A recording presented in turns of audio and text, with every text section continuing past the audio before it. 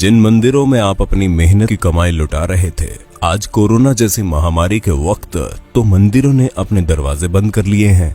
मंदिरों में बैठे ब्राह्मण मंदिरों के खजाने पर कुंडली मारकर बैठे हैं। देश में इतनी बड़ी आपदा आई है, करोड़ों लोग घरों में कैद है। देश में मेडिकल उपकरण की भारी कमी है। देश आर्थिक तंगी से गुजर रहा है, लेकिन देश के मंदिरों ने एक पैसा भी दान नहीं किया। इन मंदिरों में बैठे ब्राह्मणवादी अरबों खरबों के चढ़ावे पर आसन लगाए बैठे हैं।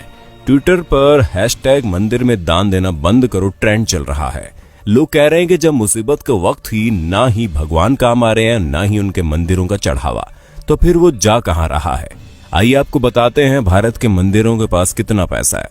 देश के अमीरों की बात आती है तो अक्सर अंबानी, टाटा और बिड़ला का नाम आता है।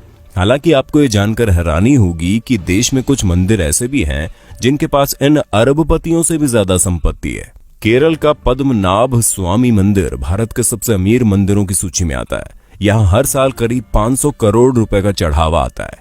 2016 में इस मंदिर की टोटल वेल्थ $22.3 बिलियन यानी कि करीब 1.47 लाख करोड़ रुपए आंकी गई।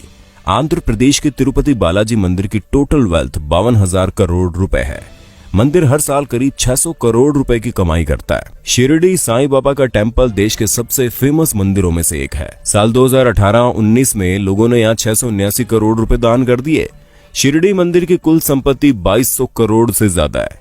जम्मू के वैष्णो देवी मंदिर में सालाना 500 करोड़ से ज्यादा डोनेशन आता है। मंदिर के पास 1200 किलो से ज्यादा तो सोना ही है। वहीं मुंबई के सिद्धिविनायक मंदिर की सालाना कमाई 125 करोड़ से ज्यादा है। भारत में कुल 6,38,000 गांव है, 5,000 कस्बे और 400 बड़े शहर है। अमूमन हर गांव में मंदिर होता है। शहरों में तो देवी देवताओं के अलग अलग मंदिर होते हैं। इस हिसाब से भारत में 6 लाख से ज्यादा मंदिर है। सोचिए इस देश की कितनी बड़ी संपत्ति पर सिर्फ और सिर्फ ब्राह्मणों का कब्जा है। पुरी का जगन्नाथ मंदिर, वाराणसी के काशी विश्वनाथ मंदिर, गुजरात के सोमनाथ मंदिर और मदुरई के मीनाक्षी मंदिर जैसे धार्मिक स्थलों पर खजाने भरे पड़े हैं, लेकिन मंदिरों में बैठे पंडित देश की भलाई के लिए एक पैसा तक दान नहीं करते। भगवान के नाम पर आपकी जेब खाली की जाती है और फिर ये लोग उसे हजम कर जाते हैं। जरा सोचिए, अगर ये मंदिर अपनी संपत्ति दान कर दे तो एक दिन में भारत की गरीबी दूर हो जाए, लेकिन ये ऐसा नहीं करते। धर्म के नाम पर लोगों को मूर्ख बनाकर ब्राह्मणवादी मौज काट रहे हैं। इसलिए अगली बार जब आप अपने बटुए से कोई नोट निकालें तो सोचिएगा जरूर कि आपके खून पसीने की कमाई पर कौन ऐश कर रहा है। मंदिर में या मस्जिद में सीमेंट की बोरी देने से पहले पड़ोस में देख लीजिए, अगर कोई गरीब हो तो आटे की बोरी पहले दीजिए। दान करना गलत नहीं है, लेकिन सोचने वाली बात है कि आखिर मंदिर में किए गए दान से किसका भला होता है। मंदिरों में दान करने वालों की मानसिकता क्या होती है। अपने देश में इतनी ज्यादा गरीबी है कि उनकी चिंता किसी को नहीं है। कई किसान भूख से मर जाते हैं, पर उनकी मदद करने के लिए कोई आगे नहीं आता। लेकिन मंदिरों में लाखों नहीं बल्कि करोड़ का गुप्त दान दिया जाता है। आखिर इस दान से हासिल क्या होता है, किसको मिलता है इसका लाभ। हम एक बात साफ कर दें, हम कोई नास्तिक नहीं है। भगवान ने हमारी भी उतनी आस्था जितनी होनी चाहिए। लेकिन सोचने वाली बात यह है कि आस्था जताने के लिए मंदिरों में दान करना जरूरी है। अगर नहीं तो फिर जो लोग मंदिरों में बेतहाशा दान करते हैं उनके पीछे की मानसिकता क्या है। क्या उनको भगवान से किसी बात का डर रहता है?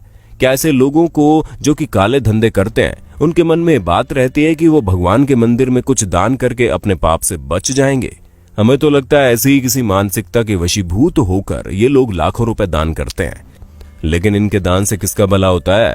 हमारे देश के बड़े बड़े मंदिरों की हालत क्या है, किसी से छुपी नहीं है। लाखों दान करने वालों के साथ वीआईपी और वीवीआईपी के लिए तो इन मंदिरों के द्वार मिनटों में खुल जाते हैं।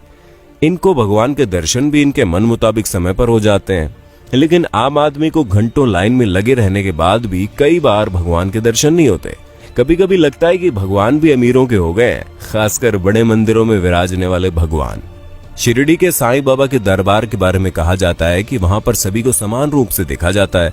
लेकिन हमारे एक मित्र ने बताया कि जब वो शिरडी गए थे तो वीआईपी पास से गए थे और उनको दर्शन करने में कम समय लगा।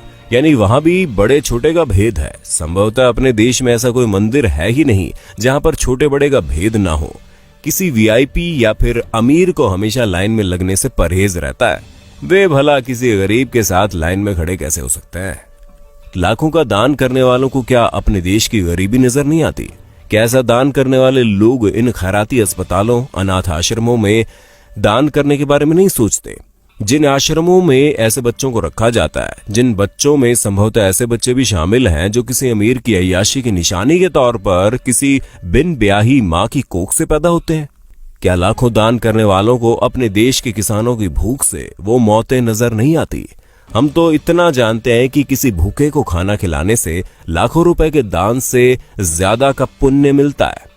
किसी असहाय और गरीब की मदद करने से उनके दिल से जो दुआ निकलती है वो दुआ बहुत काम की होती है। हम मंदिरों में दान करने के खिलाफ कतई नहीं है, लेकिन किसी भी मंदिर में दान उतना ही करना चाहिए जितने से उस मंदिर में होने वाले किसी काम की मदद हो जाए। जो मंदिर पहले से ही पूरी तरह से साधन संपन्न हैं, उन मंदिरों में दान देने का क्या फायदा? दोस्तों, अगर आपको ये वीडियो अच्छी लगी तो हमारे चैनल को सब्सक्राइब करना ना भूलें, अपने दोस्तों के साथ वीडियो को शेयर कर दें। धन्यवाद।